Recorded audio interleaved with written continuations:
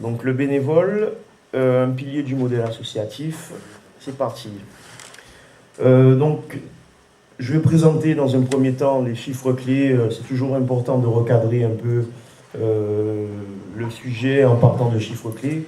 Ensuite, j'ai essayé d'identifier avec les données que j'avais sur la Ligue les sources du manque de bénévoles. Et donc j'en ai identifié quelques-unes très rapidement. Après, évidemment, on peut toujours en discuter. Sur le recrutement, je vais essayer de proposer une démarche, et des pistes de réflexion également.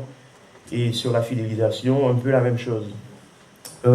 Par contre, j'aimerais bien que vous preniez la parole quand vous voulez, que ça peut être un échange si vous avez des questions ou que je ne parle pas seul pendant. Voilà. Donc sur les chiffres clés, rapidement sur la situation du bénévolat en France. Donc vous savez tous évidemment que l'année 2011 c'est l'année du bénévolat. Non. D'accord. Tous les ans l'année du bénévolat dans tous les États. Ah bon, ben, cette année c'est proclamé par l'Union européenne, 2011, année du bénévolat. Bon, voilà. Donc le bénévolat en France, c'est 18,3 millions de bénévoles, c'est 11,3 millions dans une association et 2,5 millions dans le secteur sportif. Donc vous voyez que le secteur sportif, c'est le deuxième secteur qui compte le plus de bénévoles, après le social et caritatif, sachant qu'évidemment dans ces chiffres, on peut avoir plusieurs engagements. Donc il ne faut pas forcément additionner le total pour obtenir les 18 millions. Rapidement sur les chiffres clés. Ensuite, la deuxième étape, quand on parle du bénévolat et des bénévoles, il y a un certain nombre d'idées reçues, à mon avis, à surmonter et à oublier. J'en ai mis quelques-unes. La première, le nombre de dirigeants diminue chaque année.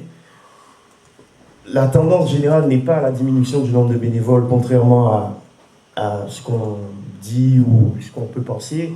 Simplement, d'un point de vue général, le nombre de joueurs augmente plus vite que le nombre de dirigeants. D'où un déséquilibre qui augmente. Mais on ne peut pas vraiment parler d'une diminution du nombre de dirigeants bénévoles. Dans le tennis de table, je pense que c'est un peu différent puisque je crois que les licenciés stagnent un peu. Au niveau des licences de compétition et au niveau des dirigeants, ça doit être un peu pareil. Mais d'un point de vue général, voilà, la première idée reçue selon laquelle le nombre de dirigeants diminue chaque année, elle est fausse. La deuxième idée, et vous pouvez en témoigner puisque on est dans un département très rural, les clubs urbains, grâce à leur bassin de population, sont avantagés quant au recrutement de dirigeants bénévoles. Encore là, c'est encore une idée fausse, puisqu'on se rend compte qu'en milieu rural, les clubs peuvent avoir énormément de bénévoles. Simplement, la différence se fait au niveau de l'animation et du projet du club, à savoir que les clubs urbains, par exemple, ils ont le désavantage d'avoir extrêmement beaucoup de concurrence avec d'autres secteurs, avec d'autres activités sportives, avec le loisir, avec la culture. Et ils n'arrivent pas forcément à attirer autant de bénévoles que les clubs situés dans les milieux ruraux, qui eux peuvent avoir certaines fois le monopole de l'activité. Et donc ça peut être un avantage. Donc là encore, c'est une idée un peu à oublier. La troisième idée, c'est que le niveau de pratique du club a une incidence sur l'engagement de bénévoles. Alors là, on l'entend souvent, mais il n'y a aucun rapport. Le facteur plutôt discriminant, ça va être la dynamique de club et la dynamique sportive. Peu importe le niveau, c'est une question de dynamique de club plus qu'une question de niveau. Voilà. C'est pas parce qu'on a les meilleurs joueurs, le club le plus coté, forcément, on va avoir meilleur engagement de bénévoles. Et pareil, donc la quatrième, c'est la même idée, sur les résultats sportifs, sont souvent à l'origine du désengagement des bénévoles.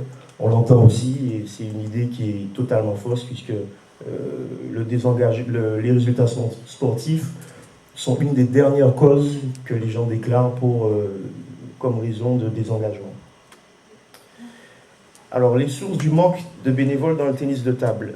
Donc moi, j'en ai identifié deux principales, qui sont la place importante des femmes et la nécessité d'augmenter le nombre de licenciés chez les jeunes. Donc concernant les femmes, on se rend compte, les études que j'ai faites montrent, je prends beaucoup de pincettes, que la place des femmes est très importante dans les structures, et ce, quel que soit le rôle qu'elles exercent, à savoir que tous les clubs que sur lesquels j'ai enquêté et qui avaient dans leur organisation un certain nombre de femmes n'ont jamais déclaré avoir de problème au niveau du bénévolat. Alors, ne me demandez pas pourquoi, je serais incapable de vous dire, mais c'est constaté. Voilà. Et donc, la deuxième source que j'ai identifiée, c'est le faible taux de licenciés dans les catégories minimes, cadets, juniors, parce qu'il faut savoir que ce sont dans ces catégories que on va retrouver le plus de parents autour des terrains, et c'est potentiellement les parents qui sont le premier public évidemment à cibler, mais je vais revenir sur les publics cibles. Et donc évidemment, en ayant un nombre de minimes cadets juniors faible, on a moins de parents autour des terrains puisqu'il n'y a pas de joueurs. Évidemment, le nombre potentiel de dirigeants bénévoles à recruter va être moins important. Donc, c'est pour moi déjà les deux facteurs importants à rapidement, quand on regarde le nombre de licenciés dans la Ligue de tennis de table de Bourgogne, mais c'est la même courbe au niveau national. Voilà, c'est le nombre de licenciés au niveau minime cadet junior et le nombre de femmes. Il y a des remarques? Non, je crois. Le recrutement, vers quelle cible? Alors, à mon avis, même si je l'ai mis en deuxième, donc transformer les parents accompagnateurs en parents dirigeants. Les parents sont pour moi la première cible à privilégier pour le recrutement des dirigeants bénévoles. Pour une raison. Alors, vous me donnerez votre sentiment là-dessus. Lorsqu'on demande aux gens pourquoi ils sont engagés, comment ils se sont engagés, la principale réponse qui revient quasi systématiquement, c'est parce qu'ils avaient un lien avec le club. Un lien avec le club qui peut être... Il y a plusieurs types de liens, mais le principal lien, c'est le lien familial. On s'engage dans un club principalement parce qu'on a un lien familial dans le club. Son fils joue, son frère joue. Ça peut être le lien, on a joué et puis on s'engage après aussi. Mais le lien, on ne s'engage pas dans un club. Enfin, s'il n'y a pas de lien, on ne va pas toquer, toc, toc, toc, j'ai envie. Ça, c'est 1%. Voilà. Donc, les parents sont la première cible, évidemment, puisque le lien familial, c'est 90% des dirigeants dans les clubs. Alors là-dessus, je ne sais pas ce que vous en pensez. Est-ce que ça vous paraît... Ça vous paraît... Il y en a beaucoup, ouais. Voilà. Comment? Vous n'êtes pas d'accord? Ah non, pardon. C'est assez logique, les enfants, ils veulent accompagner les enfants dans leur projet, ils veulent progresser. Oui, c'est tout à fait logique. Mais le sens de la démarche, là, c'est pour recruter, moi je pense qu'on saute beaucoup d'étapes. Quand on parle du bénévolat, on saute beaucoup d'étapes. Et il faut identifier les raisons qui incitent à devenir bénévole pour recruter. On ne peut pas recruter sans savoir comment, qui et pourquoi. Donc c'est juste, c'est bien de rappeler les choses aussi, ça va dans le même sens que ce que vous dites, hein, mais je pense que c'est bien de l'écrire pour l'avoir en tête. Et donc voilà. Et c'est pour revenir à ce que je disais avant, le faible nombre de licenciés dans les catégories de jeunes, c'est un peu embêtant pour répondre à ce critère-là. Voilà. Donc, sensibiliser les jeunes à la formation de dirigeants, Alors là, c'est un travail au quotidien, j'ai envie de dire, leur montrer des trucs. Bon, c'est un travail au quotidien vraiment à faire avec les jeunes, les sensibiliser sur des tâches, sur de l'animation, je sais pas, il y a plein de choses, hein. Donc c'est vraiment... Et là encore, le problème, c'est qu'il n'y a pas beaucoup de jeunes. Voilà. Sensibiliser les féminines à prendre des responsabilités dans le fonctionnement des clubs. Donc ça répond au constat de la slide précédente. Et là encore, il n'y a pas beaucoup de femmes. Les actions en faveur des joueurs en fin de carrière et amener les retraités à occuper leur temps libre en restant actifs dans un club.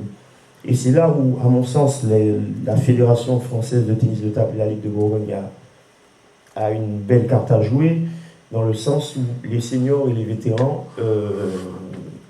sont les catégories les plus riches en nombre de licenciés. Voilà. Donc sur ces deux facteurs-là, il ne faut absolument pas se louper, à mon avis, hein. Je donne mon sentiment.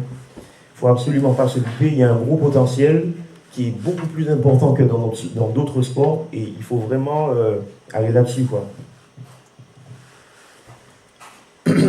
Alors là, c'est des propositions, c'est une proposition de stratégie de démarchage. Alors l'important, pour moi, c'est le premier contact. Donc la stratégie doit être orientée en premier lieu vers le recrutement de parents, de parents de joueurs, étant donné que le lien familial représente l'essentiel des dirigeants dans un club, je l'ai dit. Le premier contact, c'est le plus important. On se rend compte qu'on peut freiner des gens dès le premier contact et au contraire produire tout à fait l'effet inverse.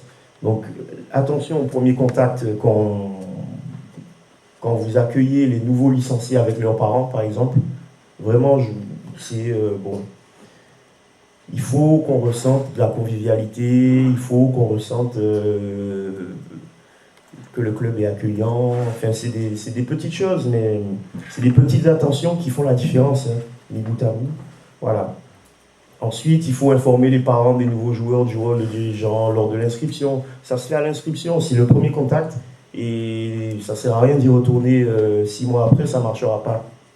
Voilà, le premier contact, on dit voilà, ça se passe comme ça, est-ce que ça vous dit, on fonctionne comme ça, est-ce que vous êtes intéressé? Bon, il y a des choses à faire dans le club. 6 mois, 1 an après, ça ne marche pas. C'est le constat des études. Ensuite, on peut organiser des réunions d'information sur le rôle et des formations sur les fonctions de dirigeants aussi. Je ne sais pas si ça se fait dans les clubs. À mon avis, c'est une bonne chose. D'un point de vue déjà du point de vue de la formation et du point de vue de la convivialité. On se rend compte bien souvent que les dirigeants des clubs vivent... Enfin, ça, tout dépend des clubs évidemment, mais ne se connaissent pas. Ça peut arriver, hein. Ils ne se connaissent pas, ils sont loin les uns des autres. Bon, encore une fois, il faut vraiment privilégier, je pense, sur un sport en plus comme le tennis de table, l'aspect convivialité. Et de toute façon, pour créer un noyau dur de dirigeants, il faut absolument que les gens s'entendent entre eux, parce que sinon, vous savez bien les effets que ça produit. C'est pas moi qui vais vous dire. Après, là, l'autre point, c'est peut-être des petits avantages qui peuvent... je sais pas, je sais que ça a marché sur des expériences, on a fait des expériences, ça a marché. C'est réduire le prix de la licence pour les joueurs dont le ou les parents s'engagent. Et puis on peut, avec plusieurs échelles, augmenter la réduction. C'est totalement au hasard, 8, 12, 15. Bon. Mais voilà, c'est pour montrer l'idée et les expérimentations ont marché là-dessus.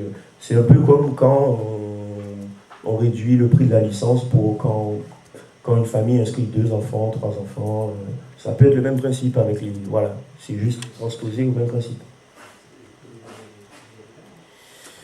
Alors les outils, il n'y a rien de révolutionnaire, encore une fois. Alors, de toute façon, dans ma présentation, il n'y a rien de révolutionnaire. Simplement, c'est des choses qu'il faut mettre, encore une fois, il faut associer ces choses-là, les avoir en tête, les associer et les mettre ensemble pour que ça marche. C'est une combinaison de petits détails qui, à mon sens, font la différence. Il n'y a absolument rien de révolutionnaire, hein. Alors là, je rappelle que évidemment le recrutement de nouveaux parents dirigeants passera par le recrutement de nouveaux joueurs. Donc ça veut dire que c'est un peu un cercle vicieux. On ne va pas attirer des dirigeants, on ne va pas attirer des bénévoles avec le nombre de licenciés qui diminue. C'est impossible. Voilà. Donc c'est un peu un cercle vicieux dans lequel il faut sortir. Évidemment, le bouche à oreille, il ne faut pas hésiter. Il ne faut pas hésiter. Au pire, c'est un non et puis c'est pas grave. Hein. Les annonces, ça marche. Ça marche pas beaucoup, mais à l'échelle d'un club, une réponse positive, ça peut tout changer dans l'organisation d'un club. Je ne sais pas, vous êtes d'accord? Voilà, ça peut marcher. Je sais que ça a marché dans certains cas. Diffuser des affiches dans les écoles ou dans les lieux de fréquentation d'enfants. Encore une fois, je rappelle, mais je répète, hein, qu'il faut vraiment que la Fédération française de tennis de table et la Ligue de Bourgogne augmentent le nombre de licenciés chez les enfants et faire la promotion lors des manifestations organisées par le club. Voilà. C'est-à-dire mettre en avant les dirigeants. Alors, les arguments qu'on peut avancer, alors vous les voyez, hein, l'idée, c'est que si on veut recruter des dirigeants et qui s'investissent dans un club, il faut une contrepartie qui n'est pas financière, mais qui est le plaisir en venant au club. Si on perd ce plaisir, on perd le dirigeant. Vous êtes beaucoup mieux placé que moi pour le savoir. Après, on peut imaginer des trucs. Alors, faire accompagner les nouveaux par des anciens. Le club doit mettre en avant le fait que ses joueurs sont corrects, que ses joueurs n'ont pas de problème de correction, de discipline. On sait que les gens n'aiment pas trop. Bon, ça fait toujours bon de dire, voilà, on a les challenges fair play, je ne sais pas si ça existe dans le... Pas trop. Pas trop, non. C'est vrai qu'au tennis de table... Oui, c'est ça. Bien sûr, ouais. C'est vrai. Gentleman, ouais. Donc, mettre en avant la bonne organisation du club, sa notoriété, donc je l'ai dit, et puis essayer, voilà, sur les frais engagés, alors je sais que c'est pas toujours évident, mais essayer au moins, c'est un geste, quoi, même si c'est pas à 100%, c'est un geste. Voilà, indemniser les éducateurs, valoriser le bénévolat et privilégier la reconnaissance, en sachant qu'une heure de travail, c'est 12 euros, à peu près, hein, j'ai pas, à peu près. Même si on ne sait pas trop pour le bénévole à quel niveau on place, mais bon, on va rester sur ça. Et puis l'idée, c'est de permettre aux dirigeants d'exprimer leur passion pour le tennis de table au service du club. Parce que je pense que si vous êtes là, c'est que vous êtes passionné de tennis de table, et il faut laisser les dirigeants s'exprimer à leur façon. Bon, évidemment, il ne faut pas que ça déborde, mais à leur façon, ils doivent pas se sentir brimés, je pense. Voilà, financer les formations sportives des éducateurs. Ce dernier point est très important pour les jeunes, en réalité. Les jeunes ont davantage besoin d'une contrepartie qui soit autre que le plaisir, une contrepartie financière où voilà, il faut qu'ils puissent dire j'ai gagné tant, j'ai gagné ci, j'ai gagné ça. Et effectivement, on se rend compte que pour les jeunes, les formations d'éducateurs, d'animation, etc., c'est très demandé.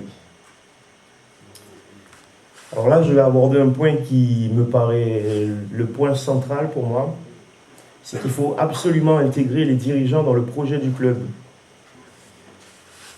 Alors c'est un bien grand mot, projet, le mot projet, 6 lettres.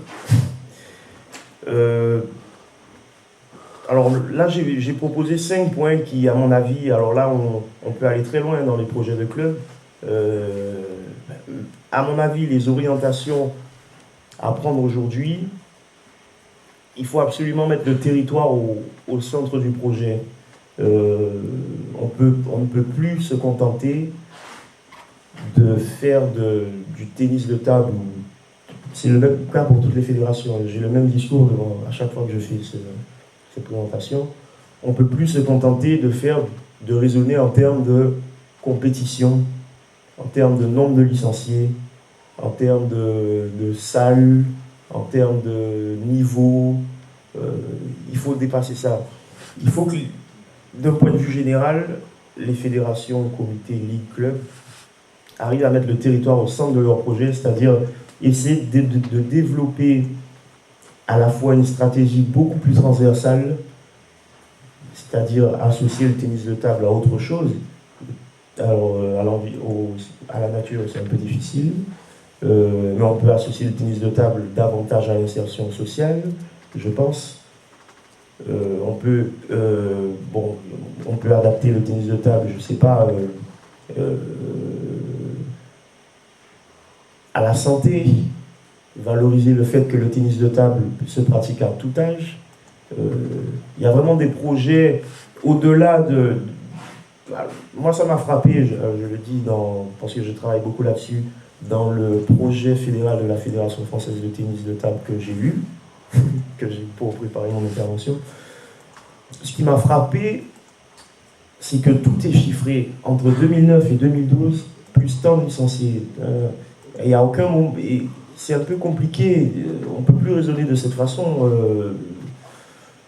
L'évolution de la demande sportive est telle qu'on ne peut plus raisonner en termes de licenciés. Les gens ne veulent plus se licencier. Enfin, là, c'est très radical ce que je dis. Bon, c'est pas vrai, enfin, c'est pas tout à fait aussi radical. Mais les gens n'attendent plus, les gens de la compétition, les gens n'en veulent plus, là. Maintenant, la mode, alors c'est un peu difficile pour le tennis de table. On est passé, c'est vrai, d'une logique compétition, et là, on est en train d'aller vers les sports de nature. Donc, le tennis de table, à moins que j'ai raté un épisode, on ne peut pas trop le jouer dans la nature. Jouer dehors, mais... On peut jouer dehors, mais Enfin, voilà. Pas dans les clubs. Pas dans les clubs. Voilà. Et bon, c'est un peu du fait de l'histoire aussi du tennis de table, vous la connaissez mieux que moi. Mais je pense voilà, qu'il y a vraiment une dimension beaucoup plus transversale à apporter au projet de club que ce qui est fait actuellement au tennis de table. Et voilà, alors effectivement, eux, ils n'ont pas le volet compétition, mais des fédérations comme l'UFOLEP et le cyclotourisme, par exemple, ce serait intéressant d'aller voir, de regarder leur projet fédéral. Ce serait vraiment intéressant de voir comment ils associent le territoire aux pratiques et de comparer avec le projet fédéral de la fédération. Je vous invite à le faire. Voilà, j'ai un peu tout dit. Valoriser le développement de la pratique de loisirs. Évidemment, il faut que les dirigeants adhèrent à la politique du club. Et là, je tiens absolument à dire que pour adhérer à un projet, il faut que le projet soit écrit et que tout le monde l'ait lu. Il ne suffit pas de dire on a un projet, c'est ça. Je vous invite à rédiger un projet, même si c'est en quelques lignes, à rédiger un projet et que les gens et le faire lire. C'est très important. Si on n'écrit pas, c'est l'écrit qui compte. Je vous invite à écrire des projets et à le diffuser et à faire les gens adhérer et éventuellement en débattre entre dirigeants, avec les licenciés, avec le bureau, enfin comme vous voulez, mais de façon concertée, à produire un document qui serve de ligne conductrice et de base de travail. Et le dirigeant, le bénévole se sent impliqué dans ce projet. Voilà. Alors, sur la fidélisation, c'est une étape indispensable. Donc, pour fidéliser, à mon avis, la première étape qu'on oublie, c'est de déterminer les principales raisons de l'arrêt. Donc, j'en ai un peu parlé. Le premier, c'est qu'il n'y a plus de lien dans le club. Donc là, j'ai mis les réponses qui revenaient le plus souvent dans les entretiens.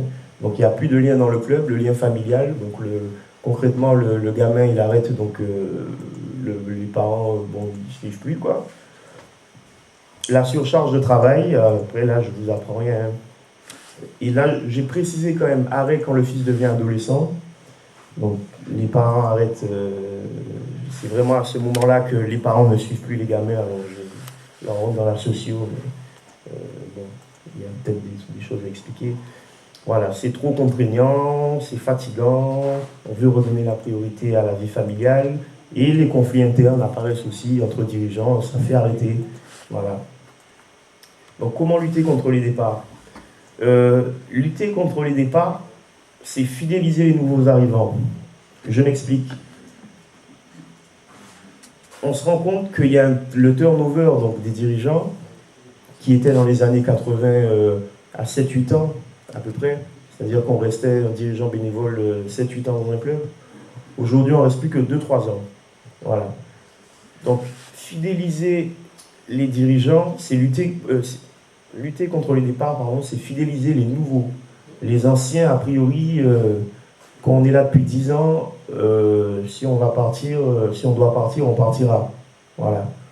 Il y a un vrai travail à faire sur les nouveaux. Ceux qui viennent d'arriver, c'est voilà, les nouveaux arrivants qu'il faut fidéliser. À mon sens, les autres, non pas qu'ils méritent moins d'attention, hein, mais à mon avis, le travail de fidélisation peut être moins important. On se rend compte aussi dans les clubs, etc., qu'il n'y a pas de politique de fidélisation dans les clubs. Certaines actions sont menées, mais voilà, de façon isolée, mais qui n'ont pas cet objectif.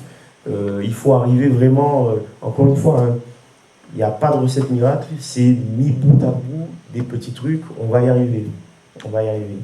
Voilà, donc c'est des artifices qu'on met afin de valoriser et de récompenser ces dirigeants. Donc là, par exemple, alors j'ai mis des exemples. Intégrer une photo des dirigeants parmi les photos d'équipe. Bon, c'est des attentions, hein. On met les photos d'équipe, l'équipe 1, on lui fait des calendriers, on fait des jolis trucs souvent pour les joueurs. Pourquoi pas mettre une photo des dirigeants, voilà, qui apparaissent aussi, ils font partie du club. Quand on présente un club, on ne présente pas que les joueurs, l'équipe 1, 2, 3, 5, le meilleur joueur de France, etc. etc. Il faut, à mon avis aussi, intégrer les dirigeants dans ce genre de trucs.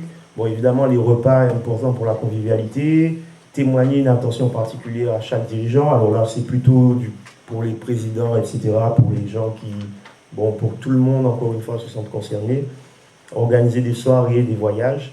Et puis le dernier point, qui pour moi est l'un des plus importants, il faut valoriser les actions à l'initiative des dirigeants, financées par le club, les clubs qui ont les moyens. Et les clubs qui ont les moyens, oui. Mais laisser aux dirigeants l'initiative de leur projet, de leurs idées. Et puis, voilà, c'est des outils, voilà, je l'ai mis, qui peuvent créer une ambiance de convivialité qui est très importante, qui peut dynamiser un club ou une organisation, voilà. Donc là, après, c'est des artifices, bon, les frais kilométriques, le matériel, les équipements. On peut mettre en place un budget de dirigeant aussi pour des actions. C'est un petit budget pour faire des sorties, pour organiser des trucs. Voilà. Ça peut être aussi pas mal, ça marche pas mal. Bon, indemniser, financer les formations d'éducateurs, aider à l'insertion professionnelle des joueurs. Voilà, c'est tous ces outils pour reconnaître le bénévole. Donc, la politique de fidélisation doit être celle-ci, à savoir reconnaître et valoriser le dirigeant bénévole afin qu'il garde le plaisir de venir au club. C'est quand même la base, hein. Je sais pas, enfin, vous êtes d'accord, je pense, c'est quand même la base. Le plaisir pour un bénévole, voilà. Le plaisir donc, s'oppose à la lassitude qui est la principale cause déterminant les départs. C'est ce qui est déclaré par les répondants aux enquêtes. Et donc la notion de plaisir est essentielle pour fidéliser les bénévoles. Voilà. Alors là, j'ai mis quelques pistes de réflexion qui, à mon avis, qui m'ont été inspirées par la demande de chiffres que j'ai demandé à Monsieur le Président et Madame Mallory. Je pense, moi, qu'on ne connaît pas suffisamment les dirigeants bénévoles des clubs, des ligues, des comités. On ne les connaît pas suffisamment. Donc, pour la ligue et les comités, à mon avis, il s'agit de connaître le plus précisément possible le nombre de dirigeants engagés de façon régulière dans les clubs. Pas uniquement les plus importants, pas uniquement le président, pas uniquement le secrétaire. Il faut connaître. Il faut avoir une base de données, être capable de dire, voilà, la Ligue de tennis de table de Bourgogne, c'est 800 bénévoles ou 900 bénévoles. Exactement comme les licenciés. Il faut arriver à développer un outil qui soit exactement le même que celui des licenciés, entre tel et tel âge. Tant de licenciés, tant de bénévoles, tant de bénévoles, tant de bénévoles. Pour les clubs, il s'agit également de reconnaître les dirigeants, mais en plus de savoir pourquoi ils se sont engagés, donc déterminer les raisons pour lesquelles ils se sont engagés, et si possible, déterminer, pour ceux qui partent, si on peut, pourquoi ils partent. Voilà. Ça permet ça permet de savoir pourquoi les erreurs qu'on fait et de les corriger. Et les besoins des dirigeants doivent être davantage identifiés au niveau des clubs. C'est-à-dire, voilà, je suis dans un club, je suis dirigeant, qu'est-ce que je recherche? Qu'est-ce que je fais là? Qu'est-ce que je recherche? Est-ce qu'il y a quelqu'un à qui je peux dire ce que je veux? Il faut qu'il y ait quelqu'un qui puisse écouter un bénévole qui dise voilà, moi je suis là, j'aimerais bien ci, ça, contribuer de telle ou telle façon. Et je pense qu'il y a un petit problème de communication entre les bénévoles et souvent les qui sont bénévoles aussi, mais la tête des clubs, je pense. Voilà, merci de votre attention. J'ai essayé de faire vite pour me rattraper.